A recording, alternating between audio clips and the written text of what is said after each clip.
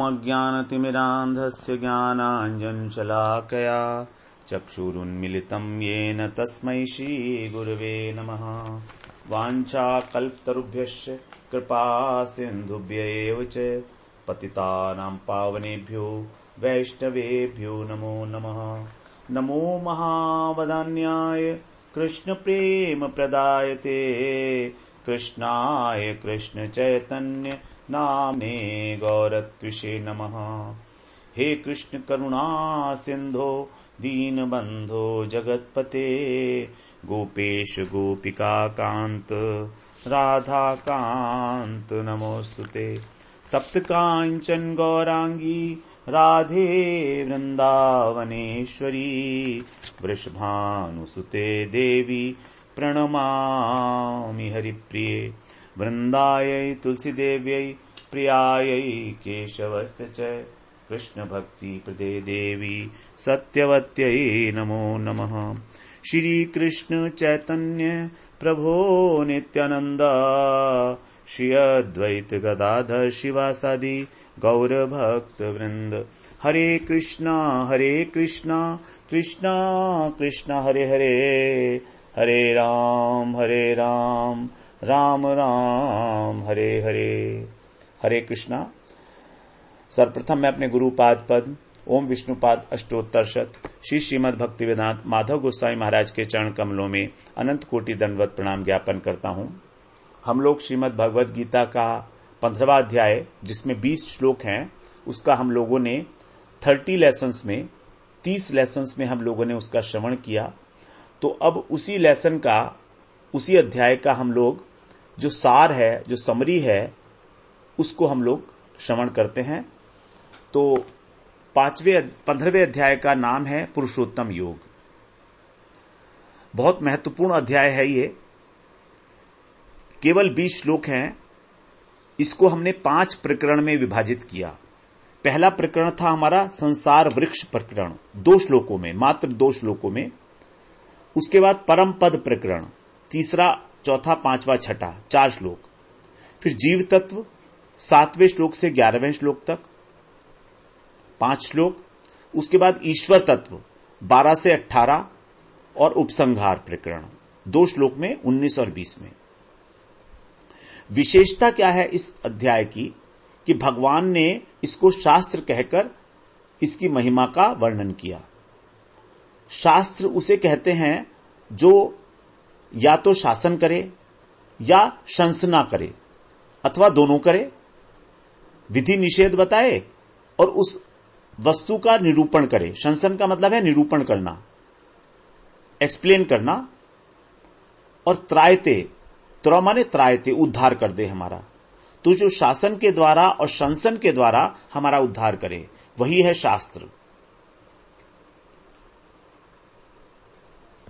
परम तत्व का निरूपण शंसन। तो निरूपण तभी पूरा होगा जब उसके अंदर भगवत तत्व के साथ साथ जीव तत्व और जगत तत्व इसका भी वर्णन हो। और इसके अंदर ऐसा ही है।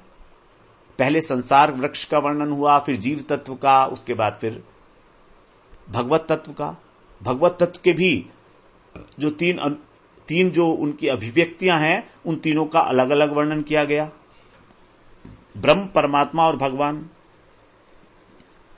तो अध्ययन का इस अध्याय का आरंभ ही हुआ अश्वत्थ वृक्ष से। संसार की तुलना की गई।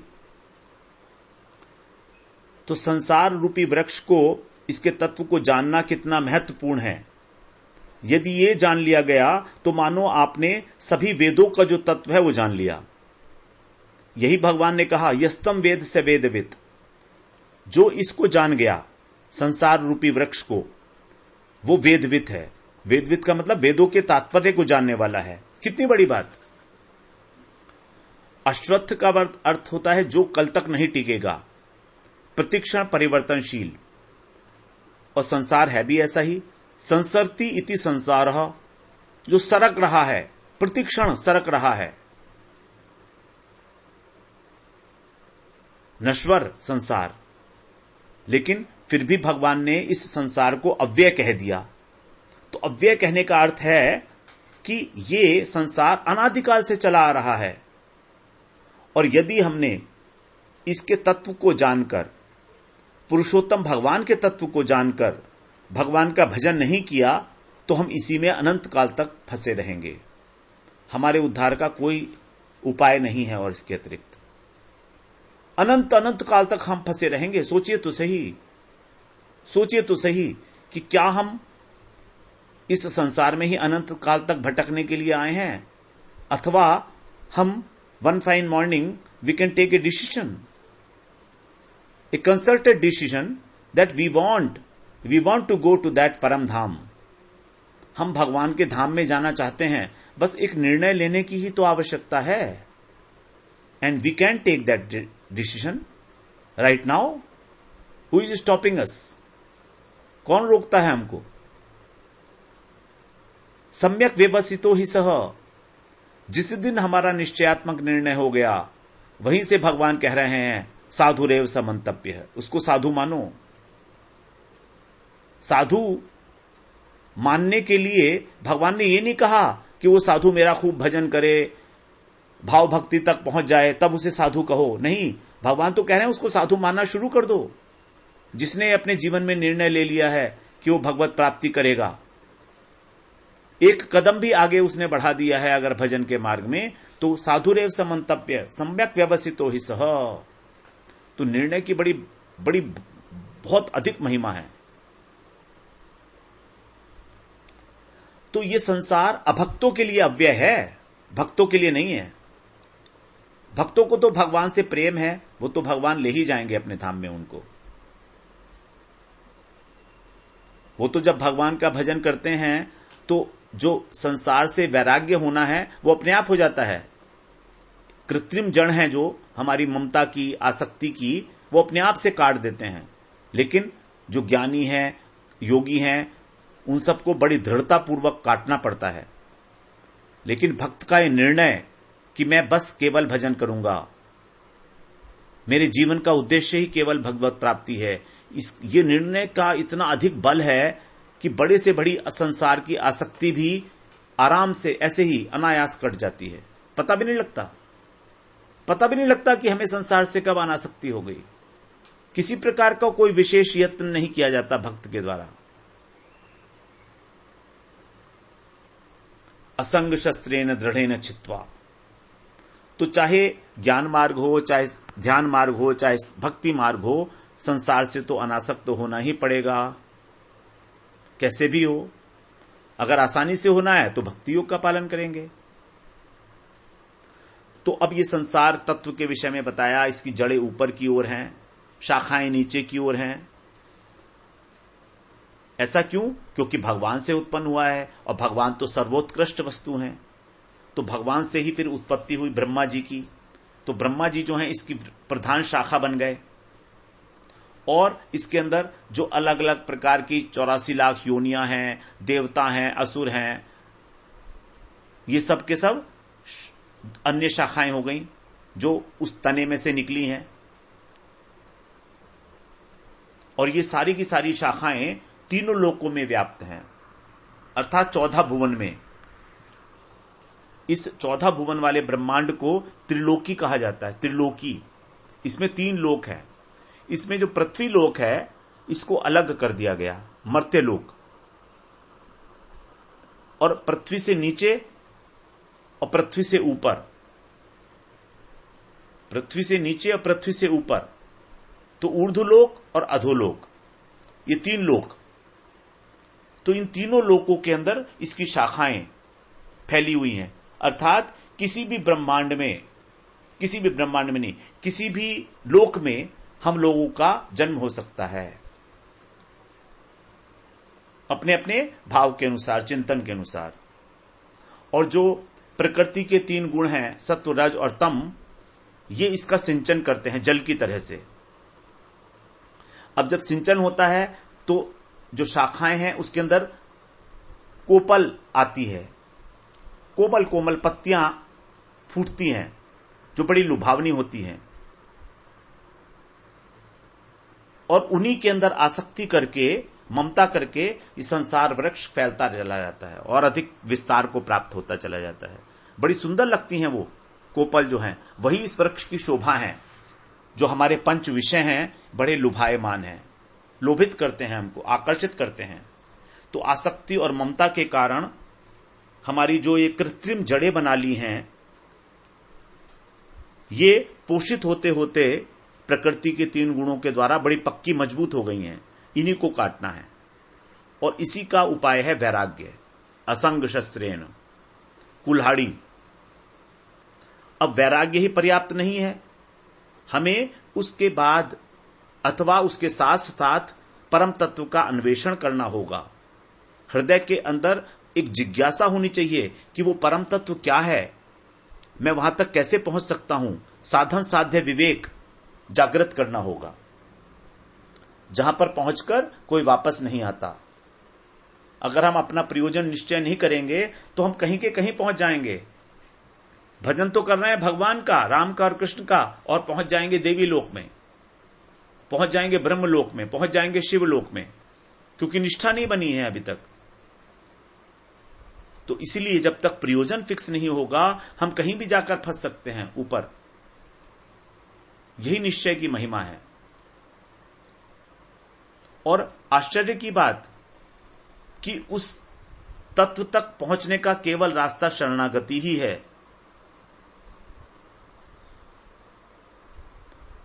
शरणागति ही है, लेकिन शरणागति होते हुए भी हमारे हृदय में जिज्ञासा का होना अनिवार्य है। जब तक हमको इस संसार के दोष का अनुभव नहीं होगा तब तक तत्व जिज्ञासा उत्पन्न नहीं होगी, तब तक शरणागति भी नहीं हो सकती। तो जब जिज्ञासा और शरणागति ये दोनों एक साथ होती हैं, अर्थात हमारा प्रयास और कृपा, भगवान की कृपा, जब इन दोनों का संयोग होता है, दोनों का परस्पर बड़ा कॉम्प्लीमेंट्री है संबंध। साधना हमारे को भगवान की कृपा के योग्य बनाती है और भगवान की कृपा का अनुभव करना हमारे साधना को तीव्र करता है, हमारे साधन भजन को तीव्र करता है, हमें विश्वास दिलाता है, उत्कंठा को बढ़ाता है हमारी। तो जो इस प्रकार से प्रयास और कृपा, साधन और कृपा, इन दोनों का आश्रय लेता है, वो उस परम धाम को प्राप्त करता है। गच्छन्त्य मूढ़ा पदम अव्ययम तत्, जहां से कभी लौटना नहीं पड़ता। तो जब उस पथ का अनुसंधान करना है तो उस रास्ते पर चलने के लिए हमको कुछ पाथेय चाहिए। पाथेय उसको बोलते हैं, जैसे कोई मुसाफिर अगर अपने घर से कहीं पर जा रहा है, बाहर जा रहा है, तो अपने साथ वो कुछ धन इत्यादि लेकर जाता है, कुछ भोजन सामग्री इत्यादि लेकर जाता है कि मुझे कहीं रास्ते में भूख लगेगी तो मैं खा लूंगा। धन लेकर जाएगा कि मुझको खर्चा करना पड़ेगा, तो उसको बोलते हैं पाथेय। तो जब हम एक पथ पर चल रहे हैं तो हमारा पाथेय क्या होगा, परमार्थ पथ का पाथेय क्या है, उसको कहा गया भगवान के द्वारा, निर्माण मोहाजित संग दोषा अध्यात्म नित्या विनिवृत्त कामा द्वंद्वैर विमुक्ता सुख दुख संज्ञे गच्छन्त्यमूढ़ा पदमव्ययम् तत्। तो जो अमूढ़ हैं, जो बुद्धिमान हैं, जो विवेकी जन हैं, वही उस पद को प्राप्त करते हैं। और उसके लिए सबसे पहले बताया निर्माण मोहा। सबसे बड़ा व्यवधान है मान सम्मान की आशा करना। महाप्रभु चैतन्य महाप्रभु ने बताया, उत्तम हैया वैष्णव हबे निराभिमान, जीवे सम्मान दिबे जानी कृष्ण अधिष्ठान। निराभिमान होने का उपाय बताया यहां पर कि जीव मात्र को सम्मान देना चाहिए। जब सबको समान भाव से सम्मान दिया जाएगा तो मान सम्मान प्राप्त करने की इच्छा स्वयं शांत हो जाएगी। तभी कहा अमानिना मान देन कीर्तने सदारी। ये बड़ा सिंपल सा एक फॉर्मूला है। हमें जो मान सम्मान की इच्छा हो रही है उसका कारण है कि हम दूसरों को सम्मान नहीं देते। जिस दिन हम दूसरों को सम्मान देना शुरू करेंगे, हमारे हृदय से ये मान सम्मान प्राप्त करने की इच्छा अपने आप चली जाएगी। ये आप प्रैक्टिकल कर देखिए। ये भगवान के द्वारा बताया गया उपाय है। जीवे सम्मान दिबे जानी कृष्ण अधिष्ठान, कि प्रत्येक जीव के हृदय में कृष्ण का अधिष्ठान है। इस बात को जानकर सभी को समान रूप से सम्मान देना चाहिए, और तभी वैष्णव के अंदर निराभिमानता आ जाती है। दूसरा व्यवधान है मोह। निर्माण मोहा, मोह का मतलब मैं और मेरे की भावना, शरीर और शरीर से संबंधित वस्तुओं के प्रति ममता। ये मैं है और ये मेरा है, यही है मोह। निर्माण मोहा जित संग दोषा। तो मोह तब तक नहीं जाएगा जब तक हम भगवान को अपना नहीं मानेंगे। भगवान को बिना अपना माने इस मोह से मुक्ति मिलनी बहुत मुश्किल है।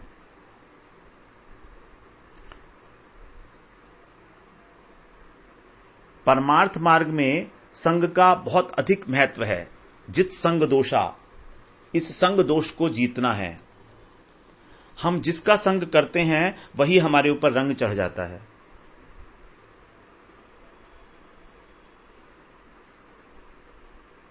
तो इसीलिए कह रहे हैं जित संग दोषा, जो संग दोष है हमारा, जो आसक्ति हो गई है। ध्याय तो विषयान पुष्य संगस्तेषु उपजायते। बार बार विषयों का चिंतन करने से जो हमारा उनके साथ आसक्ति हो गई है, वो कैसे जाएगी? जब हम उनका चिंतन छोड़कर भगवान का चिंतन करेंगे। वास्तव में चिंतन करने योग्य केवल एकमात्र भगवान ही हैं। अनन्यास चिंतयन्तो माम ये जना पर्युपासते। जो अनन्य भाव से मेरा चिंतन करते हैं। तो हमारी कामनाओं की निवृत्ति तभी होती है जब हम अपने मान सम्मान की आशा को, अपने मोह को और संग के दोष को जीत लेते हैं। फिर हमारे अध्यात्म के अंदर नित्य स्थिति हो जाती है और विनिवृत्त कामनाएं शांत हो जाती हैं। कामनाओं के शांत होने के बाद तो सुख दुख का प्रश्न ही नहीं है, द्वंद्व मिट जाते हैं सब।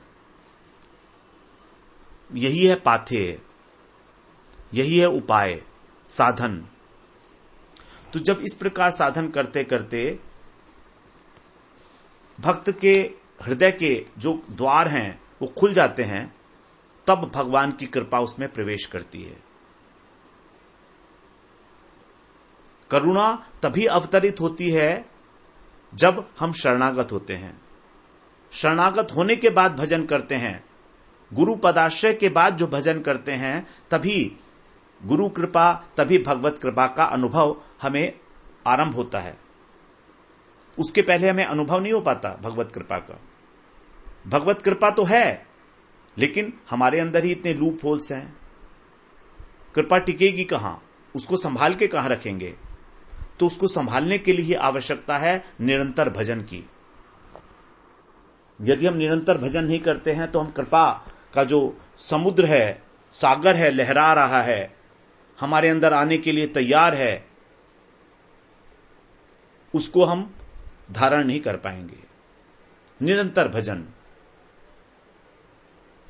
तो भगवान की जो करुणा की धारा है वो मेघ वर्षण की भांति है। यदि हमने साधन के द्वारा अपने हृदय को उपजाऊ बना लिया, मिट्टी को उपजाऊ कर लिया, तभी वो करुणा की जो वर्षा है वो हमारे हृदय में जाकर भक्ति रूपी अंकुर को प्रस्फुटित करेगी। तो साधन के द्वारा हमारा हृदय जो है उपजाऊ मिट्टी की तरीके से भजन के अंकुरित को, भजन भक्ति के अंकुर को अंकुरित करने के, भक्ति के बीज को अंकुरित करने के योग्य बन जाता है। और अन्यथा सारा का सारा जो कृपा का जल है वो बहकर बाहर निकल जाएगा। जैसे ऊसर भूमि होती है, तो उसी परम पुरुष जिसकी हमें शरणागति लेनी है, उसका दो प्रकार से भगवान ने यहां परिचय दिया।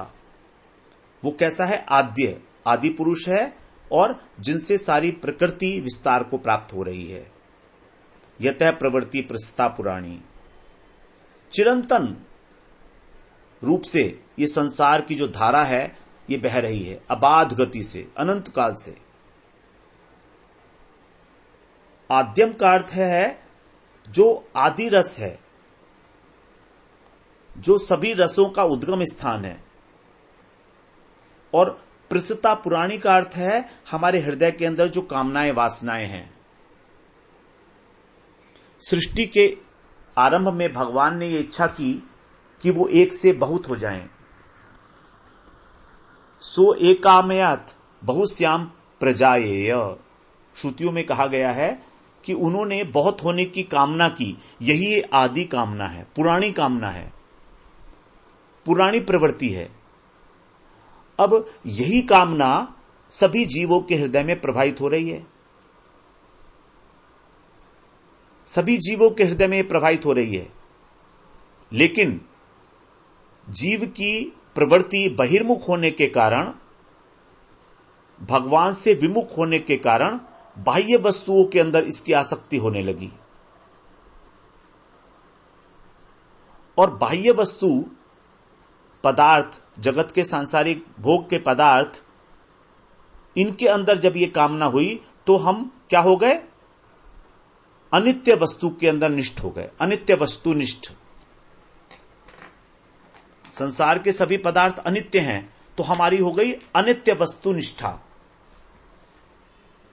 और यह अनित्य वस्तु निष्ठा ही निम्नगामी हो गई, नीचे की ओर प्रवाहित होने लगी, अधोगति के लिए, और हमारे को दुख के महासागर में, अनंत महासागर में ढकेल देती है। यही कामना जो अनित्य वस्तुनिष्ठ है। अब यदि इस कामना का प्रभाव निम्नगामी होने के बदले ऊर्ध्वगामी कर दिया जाए, ऊर्ध्वगामी कर दिया जाए, ऊर्ध्वगामी मतलब जहां पर इस संसार वृक्ष का मूल उद्गम है भगवान, तभी इस जीव का कल्याण हो सकता है। तो हमें इस अनित्य वस्तुनिष्ठता से ऊपर उठकर नित्य वस्तुनिष्ठ होना पड़ेगा। और नित्य वस्तु है केवल भगवान, अर्थात भगवाननिष्ठ। अपनी निष्ठा को संसार से हटाकर भगवान में स्थापित करना होगा। बहुमुखी होने के स्थान पर एकमुखी होना होगा। अनित्य वस्तुनिष्ठ के स्थान पर नित्य वस्तुनिष्ठ होना होगा, तभी हमारा कल्याण होगा। इसीलिए आवश्यक है शरणागति। तभी कह रहे हैं तमेव चाद्यम पुरुषम शरणम प्रपद्ये, तमेव चाद्यम पुरुषम प्रपद्ये। उस आदि पुरुष की शरण में शरणागति स्वीकार करो। तो जीव के हृदय में जो एक आनंद प्राप्ति की अभिलाषा है वो हमेशा से है, सदा वर्तमान है। और इस अभिलाषा की जो पूर्णता है वो तभी होगी जब हम उस आदि पुरुष की शरण में जाएंगे, क्योंकि वो आदि पुरुष सभी रसों का उद्गम स्थान है। और रस का आस्वादन करने में ही हमको आनंद की अनुभूति होती है। आनंद और रस ये दोनों समानार्थक हैं। जहां रस है वहीं आनंद है। यदि आनंद मिल रहा है तो समझ लीजिए वहां पर रस है, रस का आस्वादन हो रहा है। तो इसीलिए भगवान को वहां पर का आदि पुरुष, आद्यम। भगवान में 12 के 12 जो रस हैं हमारे, उन सब का समावेश है। इसलिए भगवान को कहा गया है रसिक शिरोमणि, रसिक शेखर। तो जो आनंद को प्राप्त करने की प्रवृत्ति निकली है हमारे अंदर जो है, वो वहीं से है, अनादिकाल से है। तो जब तक हम उस मूल वस्तु तक नहीं पहुंचेंगे तब तक ये प्रवृत्ति हमारी शांत नहीं होने वाली। चाहे हमें स्वर्ग का ही राज्य क्यों ना मिल जाए, इंद्र ही क्यों ना बन जाए, ब्रह्मा ही क्यों ना बन जाए। तो जब हम भगवान की शरण लेते हैं तब इस जीव की जो भटकन है मन की, वो शांत हो जाती है हमेशा के लिए। फिर उसके जीवन में एक आनंद की बाढ़ आ जाती है।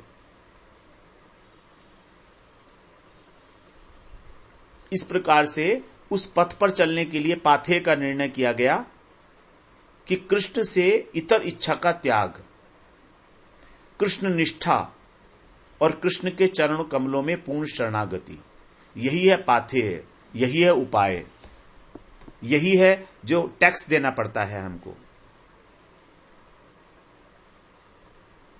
कृष्ण निष्ठा। फिर आगे 7वें श्लोक में भगवान ने जीव का परिचय दिया कि वो भगवान का अंश है। अब जीव का परिचय देने का उद्देश्य है कि ये जीव उस परम धाम को प्राप्त करने में, पहुंचने में उसका अधिकार है क्या नहीं, ये जानना अत्यंत आवश्यक है। क्या मेरा अधिकार है वहां तक जाने का? तो भगवान कह रहे हैं तुम्हारा अधिकार है, क्योंकि तुम मेरे ही तो अंश हो। तो क्या हमारी योग्यता है? वो कह रहे हैं हां, योग्यता भी है, क्योंकि तुम मेरे संबंधी हो, मेरे अंश हो। भगवान में और जीव में नित्य संबंध है, अंश और अंशी का संबंध। दोनों चेतन धर्मी हैं, लेकिन एक समुद्र है और एक जल की बूंद की भांति है। समुद्र विराट होता है और बूंद क्षुद्र होती है, तुच्छ होती है, लेकिन तो भी स्वरूपतः दोनों ही सत्य, चित और आनंद है। सत्ता है, चेतना है, ज्ञान है और आनंद स्वरूप है। तो जीव की जो सत्ता है वो सीमाबद्ध है, चेतना अपूर्ण है और आनंद ढका हुआ है माया के द्वारा। जड़ीय आनंद के अंदर हम लोग खोए हुए हैं। तो जीव की सत्ता सीमाबद्ध है, चेतना अपूर्ण है, ज्ञान अपूर्ण है और आनंद तो ढका हुआ ही है। वास्तविक आनंद हमें नहीं मिलता है। हमें जिस सुख की प्राप्ति होती है वो तो इंद्रिय जन्य सुख है, इंद्रिय और विषय के संयोग से। तो वो तो दुख की उत्पत्ति का ही कारण है, दुख योने एवते। तो जब जीव चित आनंद से वंचित हो जाता है तो आनंद का जो आभास है, जो हमको जड़ीय इंद्रियों से प्राप्त होता है, उसको आनंद मान बैठते हैं हम। वास्तव आनंद नहीं है वो, लेकिन आनंद का आभास है, रिफ्लेक्शन है। तो इस श्लोक में भगवान ने, 7वें श्लोक में भगवान ने अंश, अंशी और उनके सनातनत्व, नित्यत्व के विषय में बताया कि भगवान का और जीव का अचिंत्य भेदाभेद संबंध है। दोनों में भेद भी है और अभेद भी है। युगपत अभेद है कि दोनों चेतन तत्व हैं, लेकिन भेद क्या है कि जीव अणु है, भगवान विभु हैं। जीव तुच्छ है, भगवान बृहत हैं। जीव माया के वश में हो सकता है, भगवान माया के अधिपति हैं। तो यही है अचिंत्य भेदाभेद सिद्धांत। जीव ईश्वर का अंश है, सनातन अंश है और हमेशा अंश ही रहेगा, चाहे जड़ जगत में रहे, चाहे चित्त जगत में रहे। और अंश का धर्म है अंशी की सेवा। तो जड़ जगत में जीव इसलिए आया कि यहां पर भगवान की सेवा के उपयुक्त अपने हृदय को शुद्ध करके उस चिन्मय देह को प्राप्त कर सके चित्त जगत में जाने के लिए। तो this is basically A training ground for purification, self purification. तो इस प्रकार से 7वें श्लोक में भगवान ने जीव का और भगवान का नित्य संबंध बताया। फिर हम लोग इसकी थोड़ी सी चर्चा आगे करते हैं अगले सत्र में। वांछा कल्पतरुभ्यश्च कृपा सिंधुभ्येव च पतितानां पावनेभ्यो वैष्णवेभ्यो नमो नमः।